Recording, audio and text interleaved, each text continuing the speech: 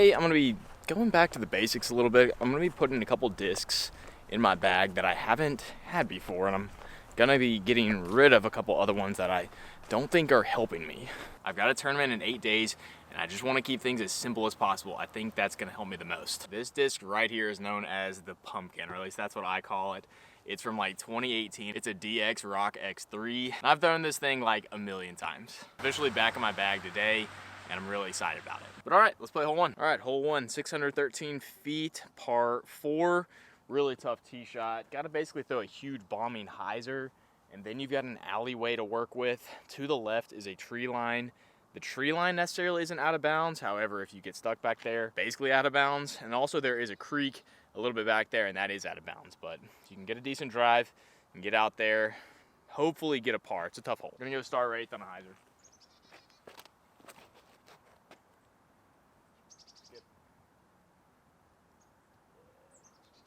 Not bad at all. Got a decent little hyzer out there.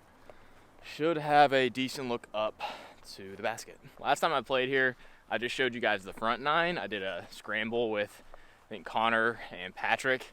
So this is good. I'll be able to show you the back nine as well. All right, it's pretty good drive. Totally fine. Gonna have a nice flat run up. Think I'm gonna throw my sidewinder, kind of hang it out to the left. Hope I give it enough turn on it, it'll flip back.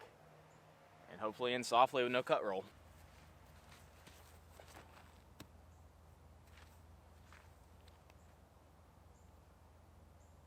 That was just about perfect for my skill level. I'll take that all day long. So next Saturday, I've got a tournament, and I'm playing veterans in Shiloh.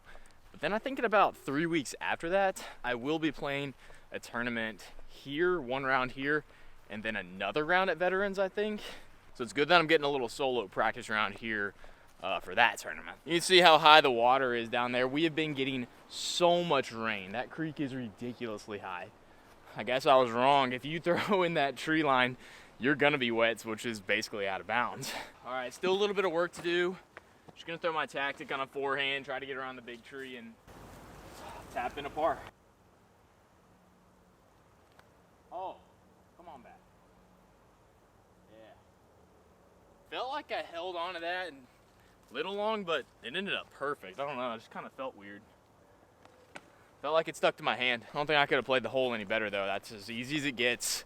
Extremely routine, gonna tap in a, 1 foot putt for the par. Yep, that's how you pin it. Easy par. So it's kind of been like snowing today, but it's like 36 degrees, so it's not obviously accumulating at all. You can see in the ground, but kind of weird weather. Yesterday, there were tornadoes really close to Lexington. I believe a tornado touched down in Harrodsburg, Kentucky yesterday, which is like 20-25 miles max from Lexington, which is nuts. Lexington typically doesn't get like super snowy winters, but this one's just been a little bit weird. All right, hole 2, 491 feet. Got to get over the creek initially, and then basically get through that gap, and you got to get out of the woods. Once you get out of the woods, you got a little bit of work to do, but if you can get out of the woods in 1 or 2, you should easily be able to get a par. If you can get out of the woods in 1, birdie is in play. I'm gonna try to throw my Vandal, just keep it really straight. Hopefully get out of the woods.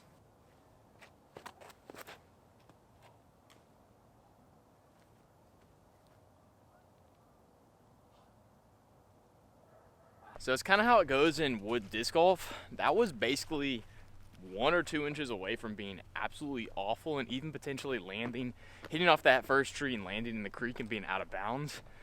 But since I missed that tree, I think I got way up there, and I'm pretty sure I'm gonna have a wide open look all the way up to the basket. I'd prefer real snow and colder temperatures over this, like 36 degrees and like fake snow, mostly rain any day. I love winter. I want a real winter. Maybe I should move up north. I can't do that. I love Kentucky. Yeah, this was a fantastic drive. Totally clean run up, wide open look to the basket. That's why I brought out the Pumpkin. I want to try to throw this. It was my go-to mid-range for years. I just wanted to try new discs, and it also got a little too flippy on me. But breaking it back out, going back to the basics.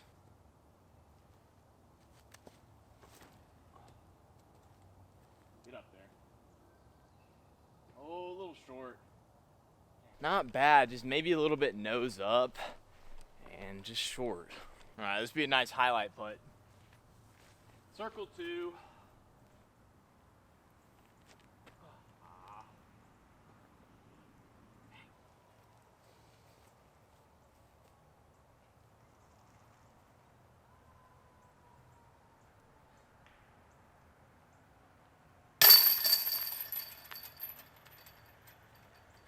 All right, on to hole 3, 429 feet, par 4, and it's just a dead straight tunnel. If you get off to either side of the fairway, left or right, there's just other tunnels to each side. So as long as you don't hit a tree really early on and not get very far up the fairway, it's a pretty easy 3 and definitely an easy 4. Gonna go Vandal again. Turn. Oh, we got 3 though. Great. Turned it a decent amount, but it's no problem because like I said, I just got over to the right side fairway. I actually got somewhat to the middle of that fairway, so shouldn't be an issue at all to get up and down. It's a very scenic course. I like this course a lot. Probably my favorite in Lexington. All right, you probably can't see the basket from here, but basically I need to get about 150 feet straight ahead and then off to that left fairway. So something on a smooth hyzer should be fine. Bring out the pumpkin again. A little bit more uphill than I thought. Maybe it plays like 200 feet.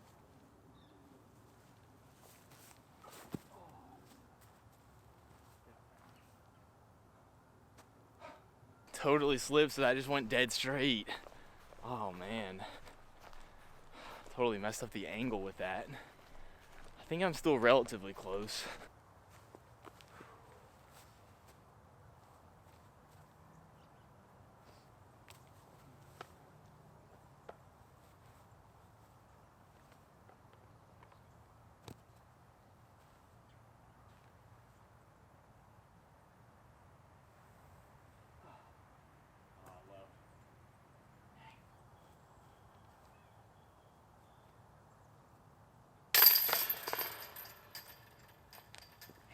Super bummer way to end that hole. Just didn't do a good job on that approach. Kind of slipped, and then I left myself with a tough putt and just missed it. So took a par. All right, on to hole 4, 307 feet, par 3. This was one of the easier holes in the front 6.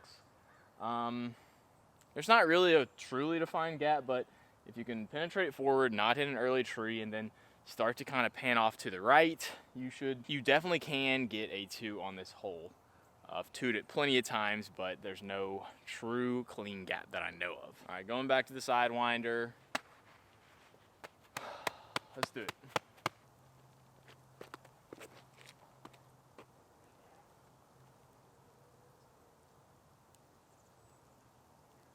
All right, that looks like it shaped up really well. Kind of started to flex out and fade back to the left at the very end. Might have been slightly nose up or just not enough speed.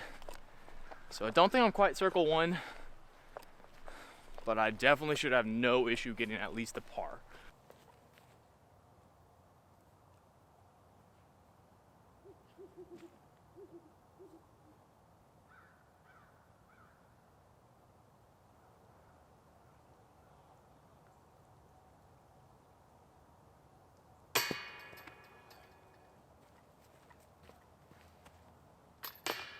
Close.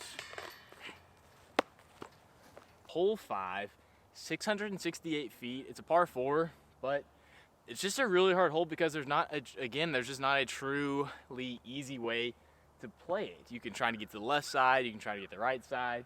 Either way, there's gonna be a ton of trees in your way. What I like to do typically is stay to the left side, over there where the drone's flying, and then kind of get under that big pine tree, then stay off to the left, then kind of get a little chip shot into the green and hopefully take a 4. Gonna go with a Wraith, gonna try to keep it on a hyzer, just get it out there and get it over there to the left, hopefully towards that pine tree.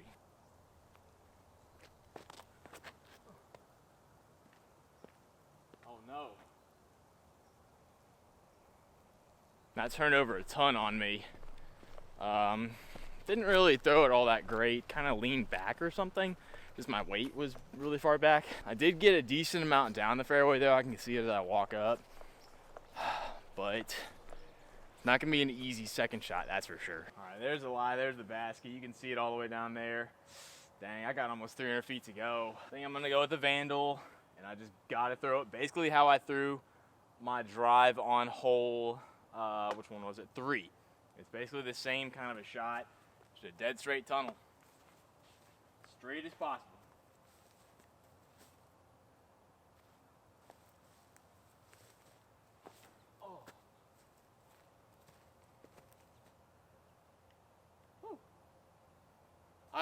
That was weird. That was such a hard run up for some reason. Just all that stuff laying right there. I think I executed it well, but that just did not feel comfortable. All right, probably 70 feet to go, 75 max. Probably just jump putt this and lay it right up. I'll go ahead and throw it. Little far for a jumper.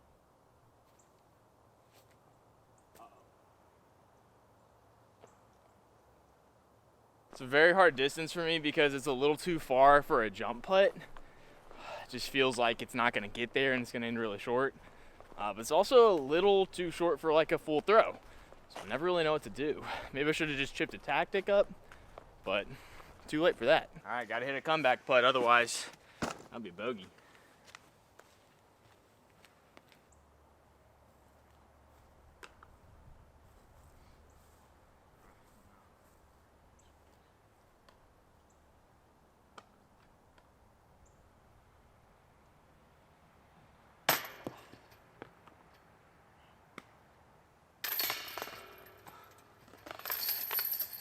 Totally botched the approach back there and missed the putt, so I should not have taken that bogey, but I did, so I'm sitting at +1 through 5. On to hole 6 though, 300 feet, another tight little technical shot. Shapes up really well for a sidewinder. Get through that initial gap, then you got to get right, and then it opens up a ton. To the left side of the entire hole is a lot of danger. There's a ton of stuff over there. And also early right is not good at all. Very easy to get a 4 on this hole, or even a 5 if you get a horrible drive. But as long as you get through that initial gap, 3 and even a 2 is definitely in play. Star sidewinder, need a nice flip up, in the right. Oh. Oh.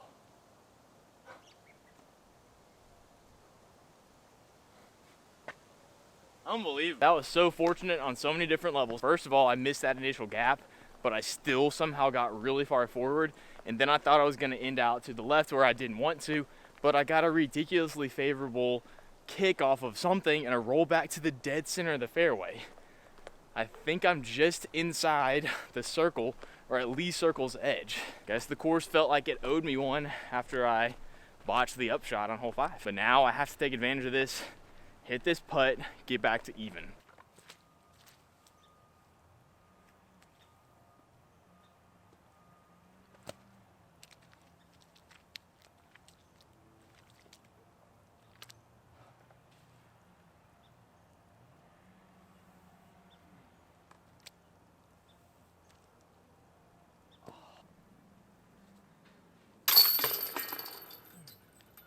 That was a trek to get here from hole 6, but finally made it. Hole 7, 263 feet. Got to get through the gap. There is a Mando. The tree on the left is a Mando. Get through the gap, get left. Pin's right there. As long as you don't hit one of these early trees, and if you can get around the Mando, very simple, basic hole. But if you hit a tree early, not an easy hole at all. Iron Samurai. Got to get through the gap. It's starting to really snow. It's actually awesome out here. I wish it was like 10 degrees colder. Man, what if this is starting to accumulate? This would be so fun. Oh, well, I'll take it.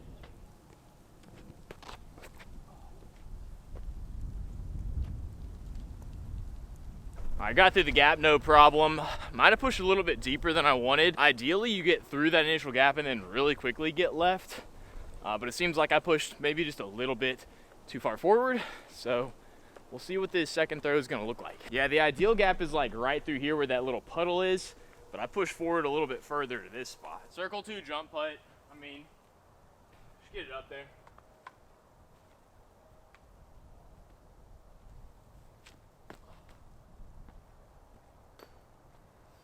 All right, super uneventful round. I'm playing really well. I mean, I think I've really only messed up one throw. Like, that's it, the entire round. My putting hasn't been great, but I mean, basically everything else has been fine. Okay, on to hole 8. Pretty easy hole for the most part. Short par 3, 286, but very much downhill. All you have to do is get through the Mando and not get far left and not hit that high ceiling tree at the very beginning of the throw. As long as you hit that pretty wide open gap, this is a very easy 3. If your drive's really good, you can definitely get a 2. Gonna go Vandal to try to keep the nose down and get it out there.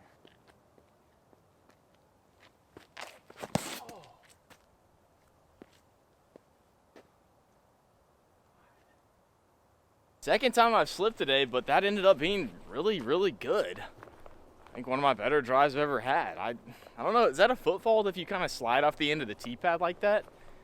I don't know. I mean, I want to see where I planted. It looks like I planted too far forward, but definitely just kind of slipped out there. But I'm all good. Didn't hurt. It hurt my ego, but it didn't hurt my body. I think I threw it really well. Yeah, this is great. I'm a little bit short, but wide open. Look for the 2. I'll take that.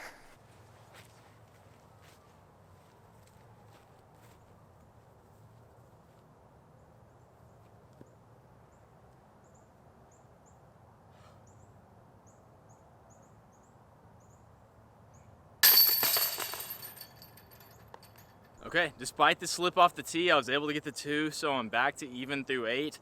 On to hole 9, 467 feet. Used to be a par 4, but it was an extremely generous par 4. Back down to a par 3, which actually is a tough par 3. It's one of those tweener holes. 467, uphill just for the first part. Once you get through the gap, then it's pretty much just a wide open field. And then your basket's kind of protected back there by the tree line. Gonna take my rate, throw it out there as far as I can, and pitch up, hopefully take a par.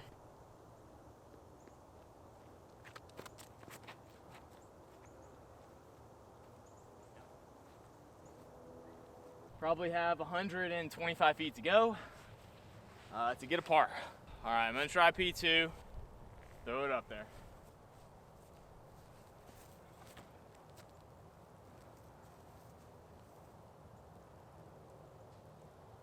Oh. Well, again, looks like I crushed it just a little bit deep. There's a bunch of stuff kind of blocking too far back there, so I think where I landed, as long as I can kind of put my foot down and reach out, shouldn't be too far, maybe like 12 feet, but it's definitely gonna be awkward footing.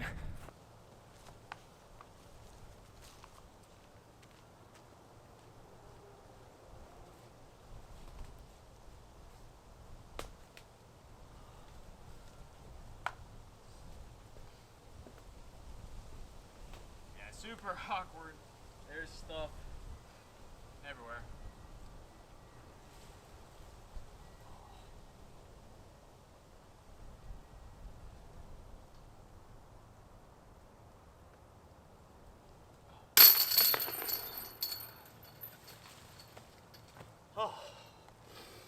Wow. I made that way more tough than I needed it to be. So that's it for the front 9. I am shooting even. That was a par. Pretty solid play overall. I didn't really have a goal for this round. Just wanted to come out here, kind of enjoy the weather and just throw. I mean, I wanted to have fun with it, and I'm doing that. But of course I am trying to get better, and that was the idea with going a little bit more simple.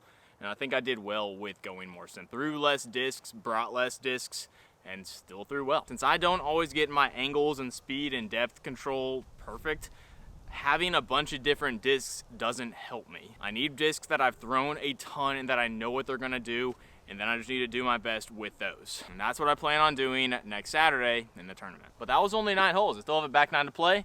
I'll see you over there.